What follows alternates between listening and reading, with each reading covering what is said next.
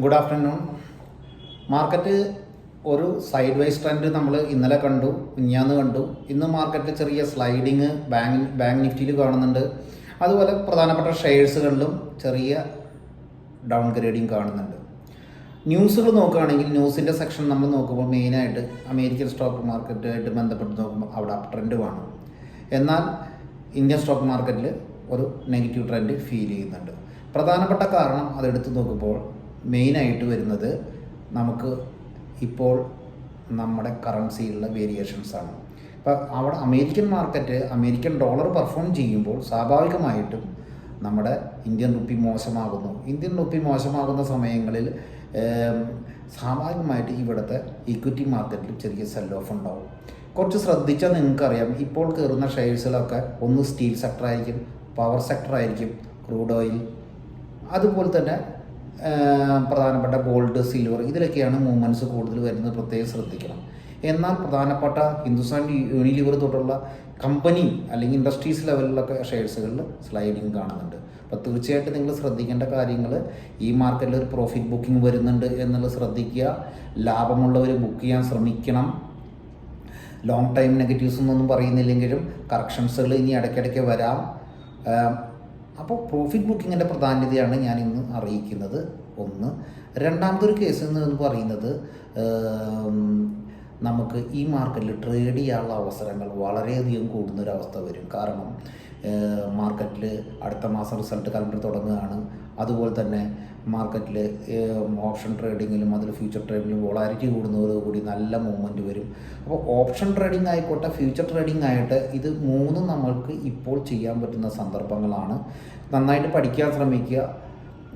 ഐഡിയാസുകൾ ഉണ്ടായാൽ മാത്രം പോരാ, അത് ചെയ്യണമെങ്കിൽ നമ്മളുടെ മുമ്പിൽ ഒരു ഇൻസ്ട്രുമെൻറ്റും മുമ്പിൽ നമ്മളെ ടെക്നിക്കൽ എത്രത്തോളം ആക്റ്റീവായിട്ട് നിൽക്കുന്നുണ്ട് എന്നുള്ളത് വലിയ പ്രധാനമാണ്.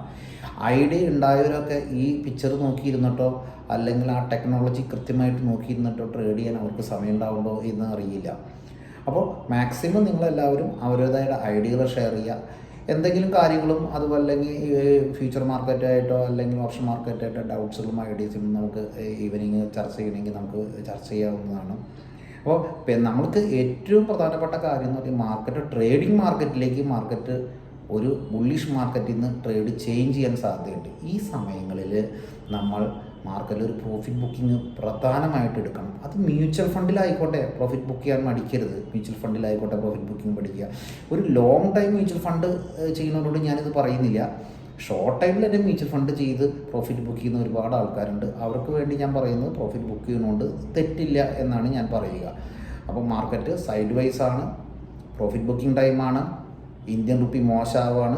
സ്വാഭാവികമായി അടുത്തൊരു ഓപ്ഷൻ വരാൻ പോകുന്നത്, ഇന്ത്യൻ ഫിനാൻഷ്യൽ സെക്ഷനിലെ ഈ വീക്ക്നെസ് വരുമ്പോൾ ഇന്ത്യയിലും ഇൻട്രസ്റ്റ് റേറ്റ് കട്ടിങ് വരാൻ സാധ്യതയുണ്ട്.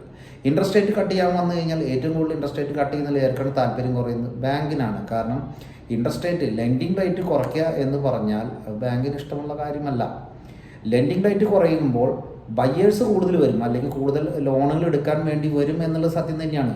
പക്ഷേ ആക്ച്വലി ആ ലോൺ എടുക്കുന്നതിനേക്കാളും കൂടുതൽ ലോസാണ് ലോൺ എടുത്തവരുടെ അവർക്ക് കൊടുക്കുന്ന റീപേയ്മെൻറ്റ് കുറഞ്ഞു പോകുന്നത്. ഇപ്പോൾ നമ്മൾക്ക് 10 ലക്ഷത്തിന് ഒരു 2000 രൂപ വെച്ചൊക്കെ കുറയുകയാണെങ്കിൽ, അല്ലെങ്കിൽ 3000 രൂപ വെച്ച് കുറഞ്ഞു പോകുന്ന രീതിയിലേക്ക് RBI നമ്മൾ ഇൻട്രസ്റ്റ് റേറ്റ് കുറയ്ക്കുകയാണെങ്കിൽ മാർക്കറ്റിന് ബാങ്ക് ഷെയർസിൽ നെഗറ്റീവ്സ് വരും. അപ്പോൾ നമുക്ക് ബാങ്ക് ഷെയർസിൽ അത്ര അട്രാക്ഷൻ കൊടുക്കണ്ട എന്ന് ഞാൻ പറയുള്ളൂ.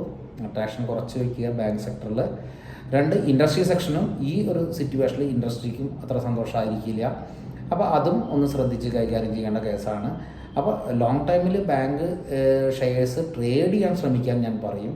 അതുപോലെ പവർ സ്റ്റോക്സുകളായിക്കോട്ടെ, അല്ലെങ്കിൽ ഇവിടുത്തെ ലോക്കൽ, നമുക്ക് അമേരിക്കൻ മാർക്കറ്റുമായിട്ട് ബന്ധമില്ലാത്ത ഷെയർസുകൾ ഒരുപാടുണ്ടാവും. അങ്ങനത്തെ ഷെയർസുകളിൽ ട്രേഡ് ചെയ്യുക. അപ്പോൾ ഞാൻ വെറുതെ ഒരു ചെറിയൊരു ഷെയർ, വണ്ടർല, ഇവർക്ക് അമേരിക്കൻ മാർക്കറ്റുമായിട്ട് എത്രത്തോളം ഇൻവോൾവ്മെൻറ്റ് വരുന്നുണ്ട്, ഇവിടുത്തെ ബിസിനസ് ഇവിടെ ചെയ്യുന്നു, ഇവിടെ പ്രോഫിറ്റ് ഉണ്ടാക്കുന്നു. അപ്പോൾ അങ്ങനത്തെ ഷെയർസുകളിൽ കൂടുതൽ കോൺസെൻട്രേറ്റ് ചെയ്യാൻ നിൽക്കുക. അങ്ങനത്തെ ഷെയർസുകളാണ് ചിലപ്പോൾ പെർഫോം ചെയ്യുക. അപ്പോൾ മിഡ് ക്യാപ്പിലും അവരുടെയും പെർഫോമൻസ് ഷെയർസുകൾ വരാൻ സാധ്യതയുണ്ട്. സെലക്റ്റീവായിട്ട് നിങ്ങൾ ട്രേഡ് ചെയ്യാൻ ശ്രമിക്കുക. ഓക്കെ, ഇതാണ് എനിക്ക് ചെറുതായിട്ട് നിങ്ങൾക്കൊരു ഐഡിയ ഷെയർ ചെയ്യാനുള്ളത്. അപ്പോൾ മാക്സിമം ക്ലൈൻറ്റുകൾ നമ്മളെ മാർക്കറ്റിൽ പ്രോഫിറ്റ് ബുക്കിങ്ങിന് ശ്രദ്ധ കൊടുക്കണം. പലപ്പോഴും നമ്മളങ്ങനെ വീഡിയോ ചെയ്യാറില്ലെങ്കിലും ഇങ്ങനെ ഒരു സ്പെഷ്യൽ ഒരു ഫീല് വരുമ്പോൾ ആ ഫീല് നിങ്ങൾ അറിയിക്കുക എന്നത് ഒരു പ്രധാനപ്പെട്ട ഭാഗമായിട്ടാണ് ഞാൻ എടുക്കുന്നത്. അതിനുശേഷം ഇത് നമ്മൾ പറയുന്നത് മുഴുവൻ ശരിയാവണമെന്ന് ഒരു നിർബന്ധമൊന്നുമില്ല. നമ്മുടെ ചാനലിൽ നമുക്ക് ഫീൽ ചെയ്ത കാര്യങ്ങൾ നമ്മൾ പറയുന്നത് എന്ന് മാത്രമേ ഉള്ളൂ. എങ്കിലും നമ്മൾ എക്സ്പെരിമെൻ്റ് ചെയ്യുന്ന കാര്യങ്ങളിലാണ് നമ്മൾ പറയുന്നത് എന്നുള്ള കാര്യം മറക്കരുത്. അപ്പോൾ പ്രോഫിറ്റ് ബുക്കിംഗ് പ്രധാനമാണെന്ന് വീണ്ടും ഞാൻ പറയുകയാണ്. Okay, thank you.